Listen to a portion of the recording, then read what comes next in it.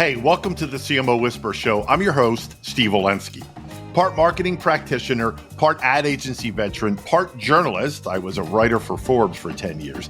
I've had so many insightful conversations over the years with business leaders, to athletes, to celebrities, to, of course, CMOs.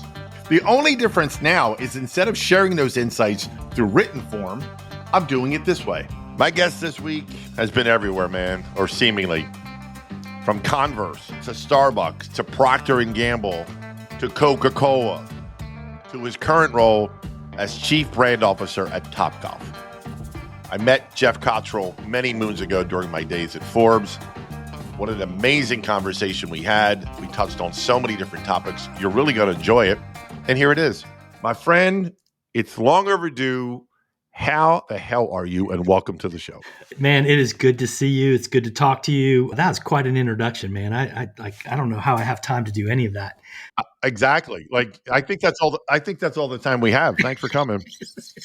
Thanks for having me. I appreciate it. No, man, I'm good. It has been a long time since we've talked live, but it's good to see you. I look back on when we met, and speaking of Grammys, it was when I was at Forbes and you were at Converse. And I did a piece on the Grammys, and Converse was a partner with the Grammy Foundation, if you recall. That's right. We were. I was on the board of the Grammy Foundation for 10 years as part of that relationship between Converse and the Grammy Foundation. So it was fun. By the way, have you ever been to the show? Yeah, 7 Grammys? or 8 times. Yeah. It's I got to go twice when I was at Forbes. It's incredible. And the celebrities that you meet, right? Like, I don't know about you, but I'd be going, what am I doing here?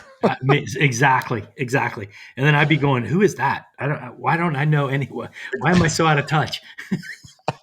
I'm old. For sure.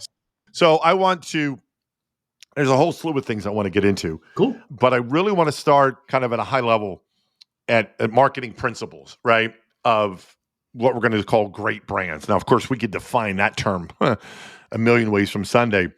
And I want to start just high level and see where this conversation goes about marketing principles of great brand. What makes a great brand and the marketing principles within, right? So let me just start there. Let's start kind of brainstorming and word associating on marketing principles and great brands. Okay, let's go. I mean, I have some thoughts. And at when I was at Converse, we did a lot of work on how do we want to market?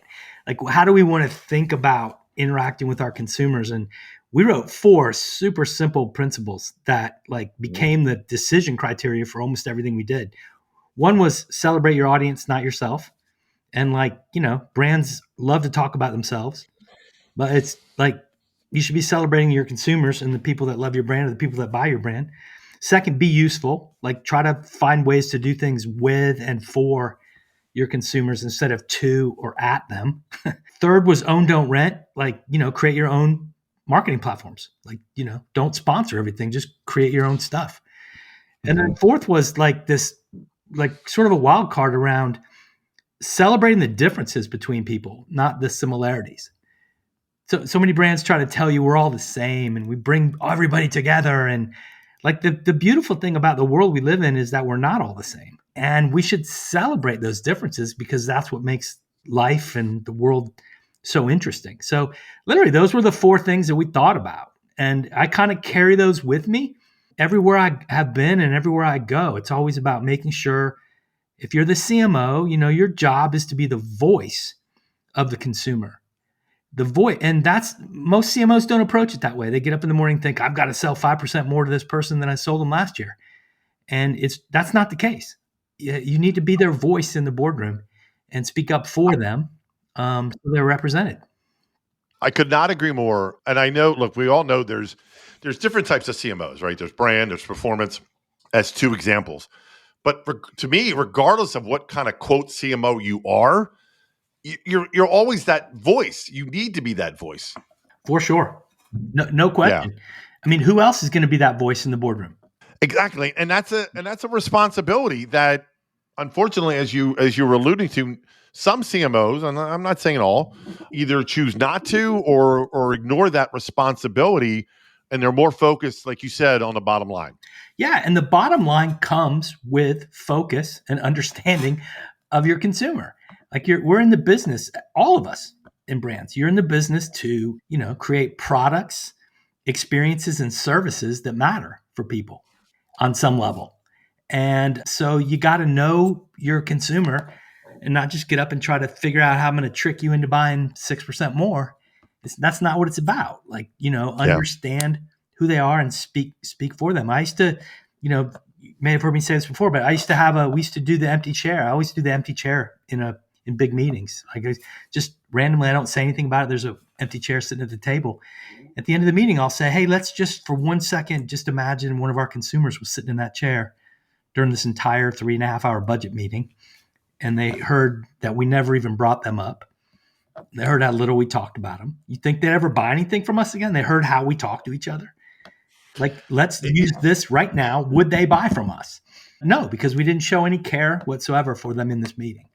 So I try to always bring them with me. Something tells me you also bring with you, and this is just mind-blowing to me that we're still dealing with this stuff in 2024. And what I'm getting at, Geoff, is I don't know how many survey after survey or study after study I have to see where it shows, well, this is what marketers think consumers want versus what consumers actually want. And I want to throw my hand up going, I don't care what a marketer, like it doesn't, we're not marketing to ourselves. You nailed it. That's exactly right. It doesn't matter what we think. It matters what they think. And we as marketers spend a lot of time talking about what we think. And we're all a bunch of copycats.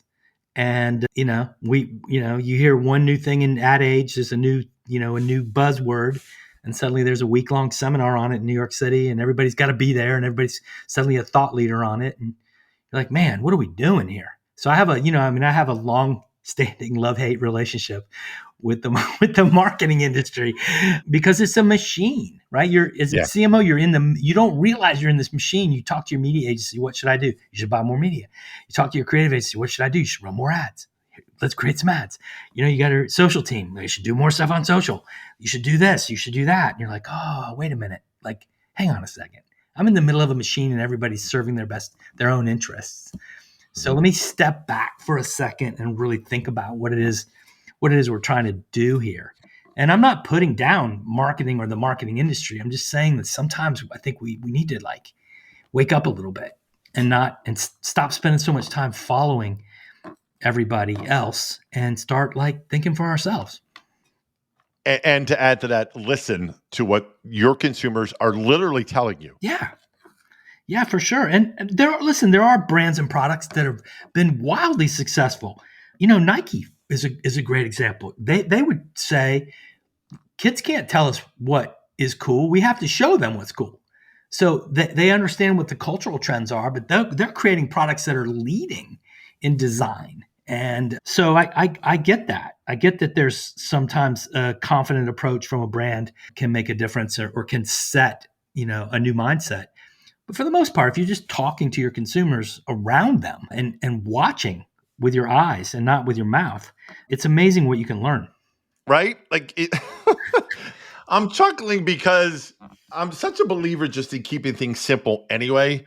And we humans overcomplicate things. And I swear marketers take it to a whole new level. Oh, I know. We do. We do. We really do. I once gave a talk at Northwestern at a conference and I opened with a page of 35 buzzwords that we use on a daily basis. And then I said, let's imagine we're home at dinner with our family. And our daughter said, what did you do today? Well, you know what? I got up and I targeted a group of multiculturals. I geo-fenced them. And then I did these 7 things. And my daughter goes, huh? Yeah. Like, what? Yeah. And we hit our KPIs, huh? Yeah. So, we just sometimes have to just step back and just not forget, why we got into this business to begin with. And it's I jokingly say marketing is the science of understanding people and the art of knowing when to shut your mouth. Did you coin that? I love that. I did years ago. And that's what I think. It's like, understand people, but then sometimes it's better to not speak. Not everybody wants your ad. Silence is golden. And because you know what? Really at the core of what we're talking about is relationships. Yeah. Right? Whether it's with a spouse, whether it's a friend, a family member, or when it's a consumer, knowing when to not speak Right. in any relationship, right? And then every time we run into our consumers, if we ask them to buy, every single time we see them, they're going to think you don't really care. You don't really understand. This is all about you.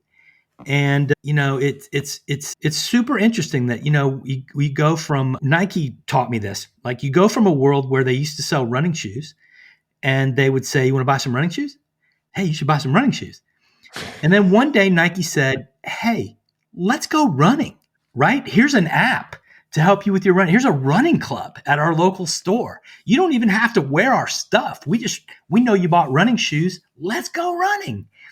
And it's the things that you do between purchases that are really important in terms of people really loving your brand or liking your brand. It's what you do between purchases. And Nike was like, you can use our app and you don't have to run in our shoes. And then they're building brand preference by adding relevance over time. And it's not just stopping me on the corner every time you see me and asking me to buy something. You hate that friend that's always asking you for something. Oh my God. Right? You touched the nerve. So about, I don't know, 10 years ago, I wrote this fictional story of a guy who was like walking on the beach and he found this note washed up in a bottle. And it was, you ready for this? I called it the NAS doctrine. NAS stood for not always selling. Right. And I had like, it could be on parchment paper, right? And like it was written in the 1600s and it was like a decree. Thou shalt not sell. Exactly. Every communicant, right? Yeah, exactly. I love that. Yeah. I mean, it was meant to be tongue in cheek, but not at the same time. Like, where is it? It's not written anywhere. Of course it's not. So why are you doing it? Right. Exactly. I mean, think about, some people say, oh, brands are humans. And like, brands are not humans. Like brands are brands, they're businesses. But if you don't enter and approach the marketplace in a way that is considering the human that's going to receive your messages, you're going to fail. Like if I walked into a dinner party, if you were having a dinner party and I walked in a few minutes late, everybody was there, everybody was talking, lots of chatter going on in the room, people were having a drink, lots of laughter. And I walk in a little bit late, I stand on a chair and I hit a ding, ding, ding. I hit a glass and I'm like, hey, I just want everybody to know I'm here. And I got something to say, right? You're going to be like, what? Who the hell is that? No, I got something to say. Everybody stop talking. Well, that's what we do every day as brands. We just interrupt your life. And we think that we're so important that you're going to stop and listen. And what's going to happen in that dinner party is you're going to get asked to leave, or at best, not asked to ever come back. Exactly. So, and as a brand, that's the death. That's right. You're done. So act like a good dinner guest. And, you walk up into you understand what people are thinking and what they're talking about, and then find ways to like add in to the conversation versus just disrupting it. Could not agree more. Hey, I want to get into, you were at some other Converse, Coca Cola, among others, but I'm dying to know, and I know my audience would be, what have you taken? What you learned at those places, right? That you're applying now at Topgolf, whether it's a do or don't, like I'm not saying it's all are there things, oh no, I did this at Coke, I'm not doing it here. No. So I've learned, fortunately, I've worked for some amazing people, and some of the people I've worked for have taught me how to be, and some people that I've worked for have taught me how not to be. But I've learned something every place I've gone. P&G, I learned the basics, the fundamentals of structure and how you think about a marketplace and how you think about a consumer proposition. Coke, I learned the value of a brand and storytelling and the value of like the bigness of what a brand can be. At Starbucks, I learned the value of experience, like that it's all about the experience, that the 5 minutes you're in a Starbucks store every day is the brand. That's the campaign. Like that has to be, you've got 3, 4, 5 minutes of time with a consumer, and they're going to walk out and feel good or bad. So make them feel good. And then at Converse, it was about letting go, just letting go and not being in control. We try so hard to hold on so tight to our brands. And sometimes you just got to let the brand go, let it breathe and see where people will take it. I mean, like the Topgolf brand is loved by so many people because we have 30,000 playmakers that work in our venues that make sure people are having fun every day and that we get out of their way when they're taking pictures of their friends having fun. Hey, it's about Topgolf. It's not about Topgolf. It's about you having fun and us providing you with a place and an opportunity to do that. And in a game of golf that's like got massive barriers to entry and is super intimidating, we're like, dude, it's totally fun. Just come and play. And, we got this belief that, that we believe in the unlimited power of play. And that's our role, is to remind you that this world is super stressful and you got a lot of stuff you got to get through. And we just like want to offer a place where you can just come and play and laugh and forget about all that stuff. It sounds like, I don't want to say the most you took or the most apples to apples would be your time at Starbucks only in the context of a retail location. Yeah, for sure. And I did learn that. I had never had that sort of experience, but I did. And I had the opportunity to work closely with Howard Schultz for 3 years and to be able to walk into a Starbucks store with him and to see how he sees a Starbucks store through his eyes was really, really interesting. And it taught me a lot. And the idea that the experience is the message is something I remember when I asked him one day when I first started. This was years ago, before they had the app and before they didn't do any advertising. And I said, hey, why don't we advertise? And he just looked at me and goes, what'd you say? And I go, why? And I, because I'm from the South, I just thought, oh, he didn't hear me. Let me slow down and say it again. Why don't we advertise? And he goes, I want you to look around.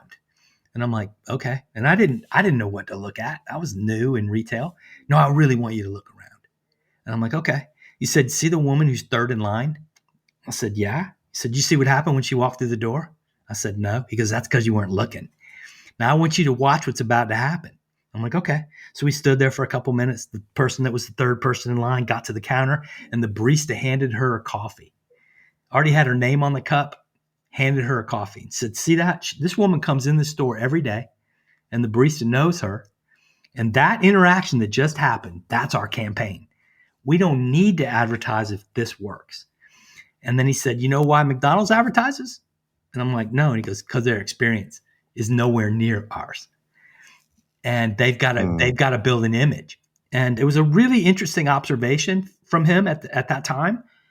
And I was forever changed in the sense that the experience is so much more powerful than any message or line you can come up with or any campaign. I mean, I took that to Converse, and we, with what we did with recording studios and all the stuff we did with young street artists and young visual artists and young musicians was all about providing them with a really great brand experience, not a branded experience, but a really great experience from the brand, showing them that we supported them. Yeah. So big difference. Yeah. And like our experience at Topgolf is like, it's funny. We created our first campaign a little over a year ago. And, a lot of times, brands create an image and then the experience doesn't live up to the image. We had a great experience that we had to get our advertising to like step up to be as good as our in-venue experience has been. So, I mean, we've got some remarkable people who work in our venues every single day, and like, they're the brand. What do you want people, Geoff, to think of when they think of the Topgolf brand? I want them to think about it's a place to play and to like no pressure. Golf is a super pressure filled, high barrier of entry sport. It's intimidating.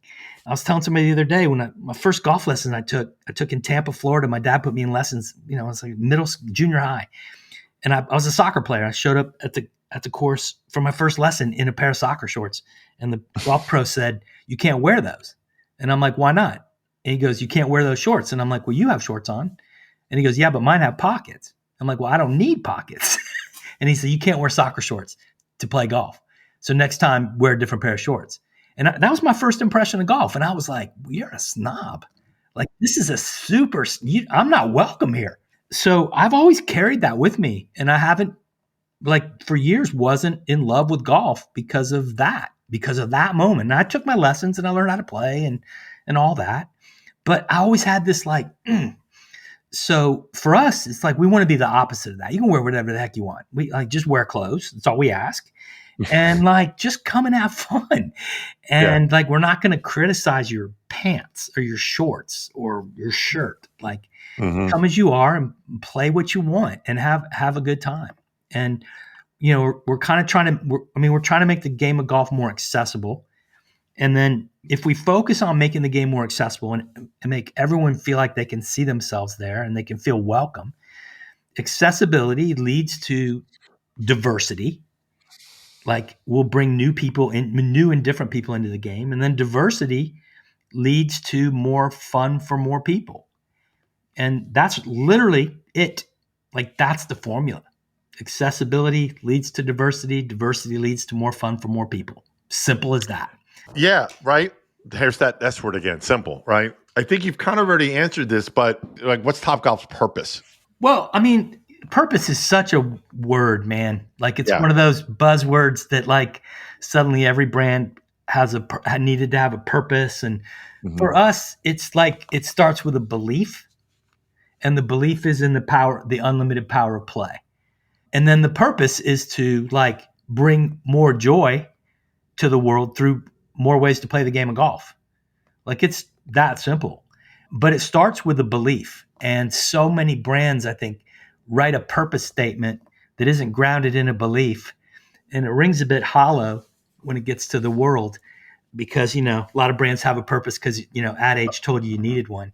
Exactly. I was just going to say that they're checking the box, as I Yeah, call it. right. And for us, it's not like we spent a lot of time distilling down the belief that anybody who walked into Topgolf, if you can't believe in this, the unlimited power play, because we live in a world, a super stressed out world, coming out of COVID, going into elections, like there's a ton of stress in the world.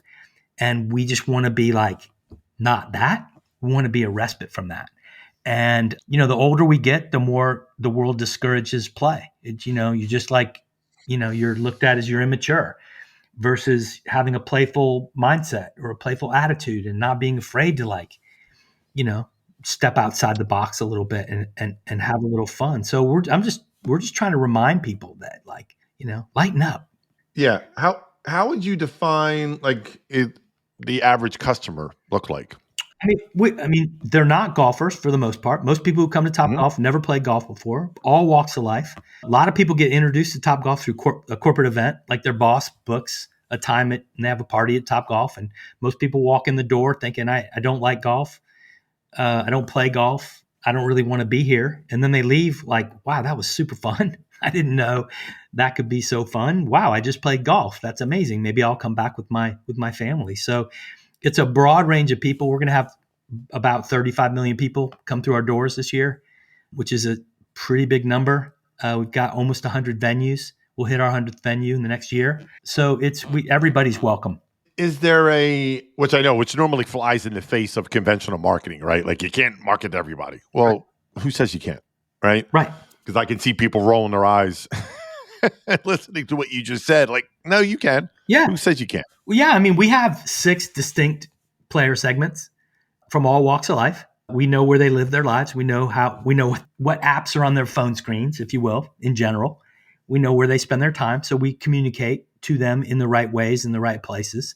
But we're open for business for everyone. Like play should be something everyone should be able to experience. So yeah, I don't say we market to everybody and yeah, you can't be everything to everybody, but what you can be is something that everybody can connect with. And that's a different thing than Yeah. trying to market to everybody or having an idea or an experience that anyone can connect to. Do you get the sense, and I'll compare and contrast to your other like Coke and Converse and Starbucks versus a golf, which seems to be more like you're either in or you're out, right? To most people, like Yeah, I want to buy shoes. I may not buy Converse, or I want to buy coffee. I may not buy Starbucks, but I'm going to get coffee. I don't have to golf. Right. Right. Do you get that sense as you've been at the brand, that perception of, why would I ever go to Topgolf? I never golfed in my life. Yeah. I mean, there's a lot of that. Like I said, there's a lot of people that are turned off by what golf has been for the last 100 years. And let me say this, golf is a great game and a great sport. And it has been more or less governed by a certain type of person for many, many years. That is changing. We're part of that change. I think the NGF reported that 10% of people who play golf in the U.S.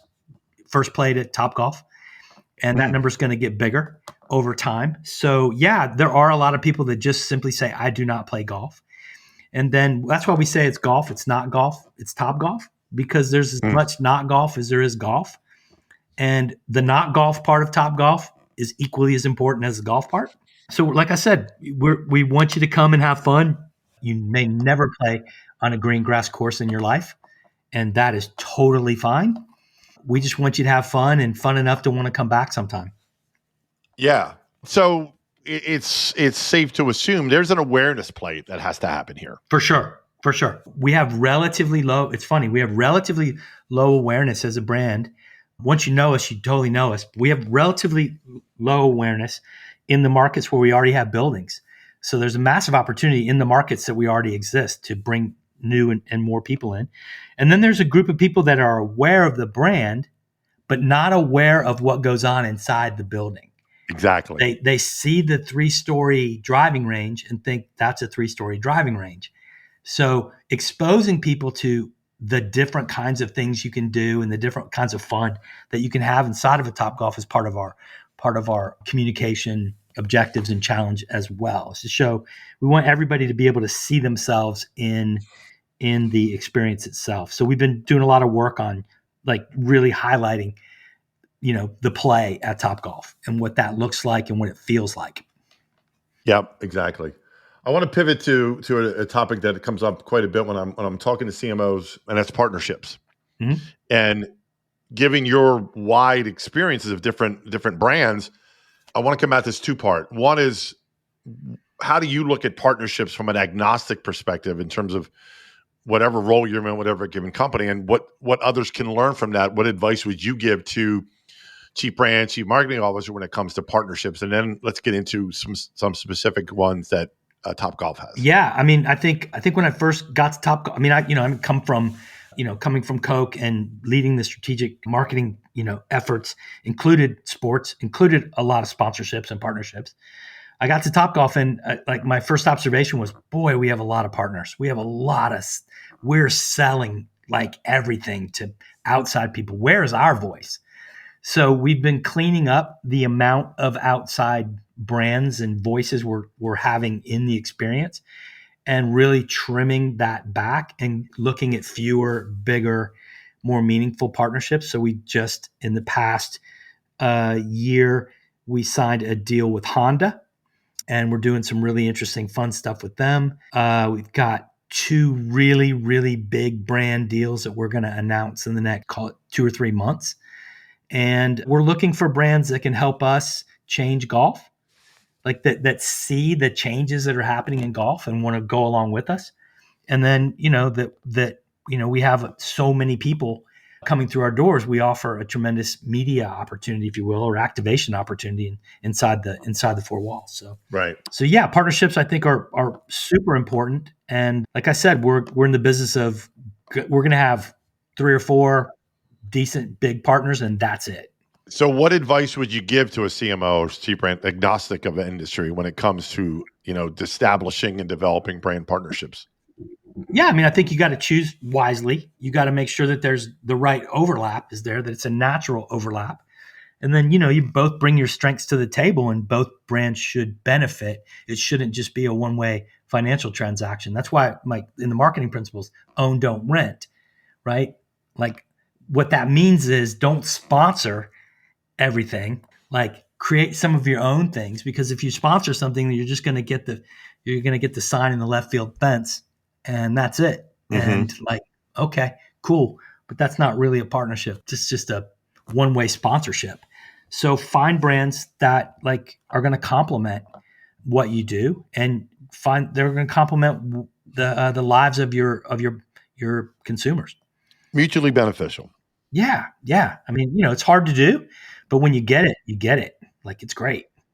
So I'm looking at, how much time we have left. I have, in all the interviews I've done for my show, Geoff, I've never taken this long to bring up the following topic.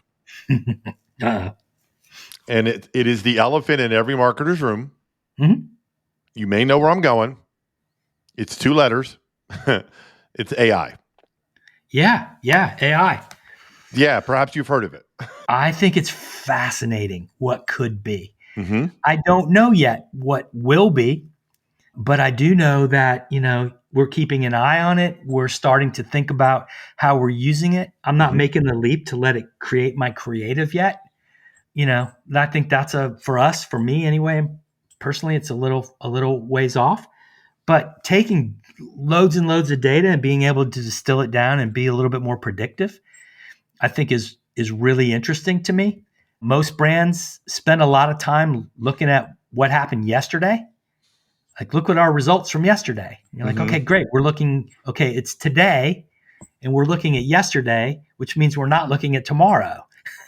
So is February 28th last year the same as February 28th this year? No, they're different days. They're the same date, but they're very different days. Yep. So, like, hard to compare that day to this day. So using data to be more predictive and to help us find new ways to connect. I mean, some of the stuff Google Ads is doing with helping brands, you give them the creative assets, and depending on the audience, we'll take your creative assets and combine them in a way that's unique to that particular consumer. Super interesting stuff. So I'm fascinated. I'm reading as much as I can. I know somebody that just went to OpenAI, and I've volunteered to be like a guinea pig for him, not in terms of us maybe doing things, but just learning, because there's so much to learn. So, I resisted it a little bit at first, not resisted it, but like said, let's just watch what happens for a minute. Let's not try to be the first marketer that does the AI. Like, let's let someone else do that, and let's learn. And then when we decide we find the right way to use something, then we'll step into it and use it the way we want to do it. It's like when I first got to Topgolf, the NFT craze. Yep. Oh my God, everybody was doing an NFT, man. Oh my gosh, what are we going to do? And I was like, we're not going to do anything. We got to do an NFT. And I'm like, no, why? Like, why? And I know all the metaverse people are going to be screaming when they hear this. And like, I don't really care, because I'm focused on the real person that's right in front of me. So until I master that, like, I'm not going to go like creating some NFT thing. Yeah, it's the shiny new toy, right? Oh. Exactly. Now, I don't think AI is anywhere near that. Oh my God, not at all. No, AI is and will be for a very long time the number one thing we as marketers will have to deal with and face and figure out how to use. Exactly. And in I don't want to say most brands, but going back to your Coke days, you could look at, well, what is Pepsi doing with AI, right? What is your competitor doing? Yeah. With AI? Because you look at that. No, but it brings me to an interesting question though. Who's Topgolf's competitor? Our competitor is twofold, I think. One, it's ourselves. Like, we need to be competing with ourselves to make sure we're being as good as we can be every single day. And then it's time. It's leisure time. How much time do you have? And how do you spend your time that you have? And what are the choices you have in terms of spending your time? So really, that's really the gist of it. And it depends on like what marketplace we're in, for example. Right. Chattanooga, Tennessee is very different than Atlanta, Georgia. I live in Atlanta. I've got lots of choices on any given day. It could be the Braves or the Falcons or the Hawks or like a million different things. A movie, a concert. Right? Yeah. In Chattanooga, it's like, it might just be the Chattanooga Lookouts. So there's, or AMC theaters. So there's potentially fewer choices. It's not better or worse. It's just different. Yeah. So we have to think about where we are in the marketplace, and then where we are in the context of people's lives. Right. But you're always still monitoring whoever that competition is, what they're doing. For sure. Yeah. And it's other experiences. Right. And, I think, our job is to make sure we're on the front foot, and that our technology and our game platforms are constantly innovating and improving, and that tech doesn't zip past us because we think we've got the answer. So we're constantly looking at bringing new games to the market, figuring out new ways to use things like augmented reality in our experience, and all that kind of stuff. We're almost wrapping up, and it's time for me to put you on the spot, which is I love to do with my guest. Who's had the biggest impact on your career? I'm going to give you 3 people. All right, I'll allow that. Okay. And I will tell you that it's more like 333 people. But one, first and foremost, my wife. Mm-hmm. She told me years ago that I had a creative muscle I wasn't using, and kind of opened up that side of my brain. Second, a guy named Steve Koonin, who I worked for at Coke, who's now the CEO of the Atlanta Hawks.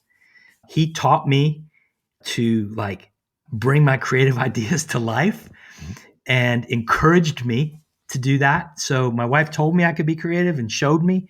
Steve then encouraged me and allowed me and really taught me how to think differently. And then I have to say also Howard Schultz had a big impact on me because he's such a passionate visionary, and he so deeply cares about people. I will tell you, when I left Starbucks, I wouldn't have said that because I was young and dumb.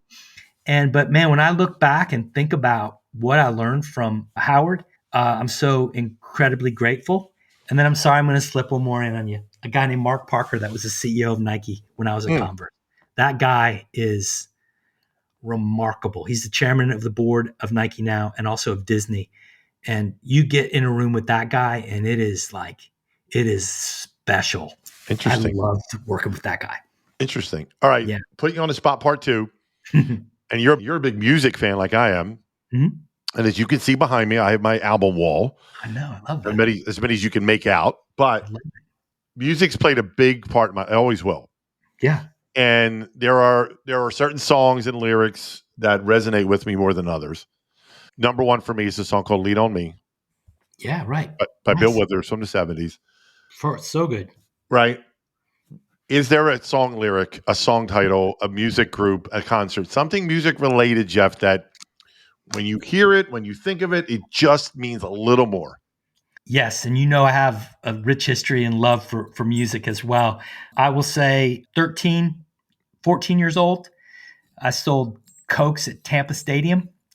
It was a way to make a little bit of money, and the only way my parents would let me go see a rock concert. And I saw Pink Floyd. And I was, like I said, 13 or 14, 76 or 77. It would have been, I'm showing my age.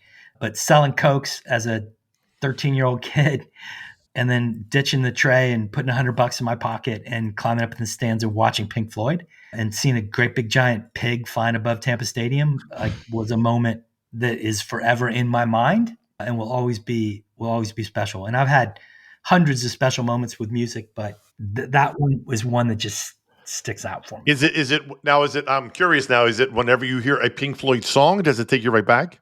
Yeah, I do. When I hear Pink Floyd, I think, wow, yeah. Wow, I was just a dumb kid. I didn't even know. I didn't even really know what was going on. I was just like, what is happening? When that song Lean on Me came out, I was like 8. Yeah. I don't know what the lyrics song that is. I know what the lyrics meant. Now as an adult, you're like, yeah, they resonate. Yeah, exactly. So yeah, that and a line from a Grateful Dead song from Sugar Magnolia, a throwaway line at the end where he starts to sing Sunshine Daydream. Those 2 words, like if I ever buy another boat someday, it's going to be called Sunshine Daydream, because I think those are the 2 loveliest words in the world. It's like Sunshine Daydream. Wherever I hear that is where I want to be. You can't help feel in a good mood when you hear those 2 words. That's exactly. And it's just like it sneaks into the end of the song. And every time I hear it, I'm like, here it comes. Yeah. And it just always makes me feel really good.